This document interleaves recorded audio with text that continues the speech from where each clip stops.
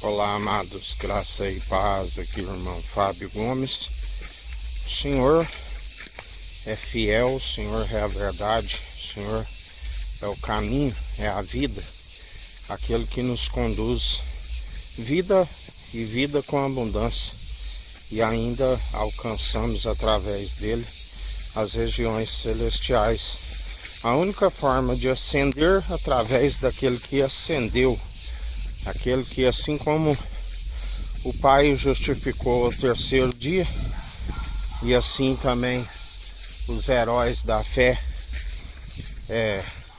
ascenderam, aonde ele não se importou de ser chamado Deus de Abraão, Deus de Isaac e o Deus de Jacó.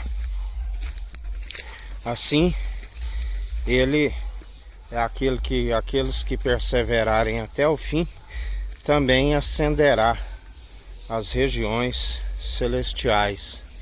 Assim nos ensina o Senhor. Aqueles que perseveram não por si, mas através daquele que nos sustém e nos fortalece. A palavra diz que são os justos que florescem sobre toda a terra. Não há um justo sequer, a não ser por aquele que nos justifica. Ele é fiel e nos justifica. Ele é aquele que nos sustém.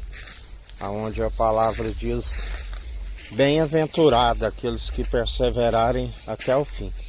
Mas a palavra diz que os ímpios perecerão sobre a face da terra. Se procurará os inimigos e não se encontrará nenhum. E o Senhor é aquele que traz o temor do povo, porque o temor é o princípio da sabedoria. A palavra diz: temei e tremei diante do Senhor, ó povos, línguas e nações.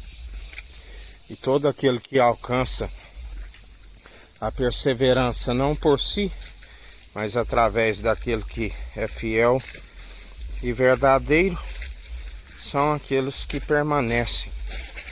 Por isso a palavra diz que a fé ela deve ser participante do início ao fim, a fim de confirmar aqueles que são participantes do corpo em Cristo.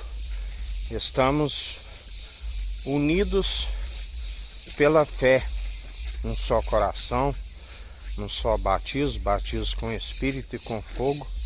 Aqueles que não seguem doutrinas meramente humanas, destituídas de sabedoria, que colocadas na balança, não têm valor real algum.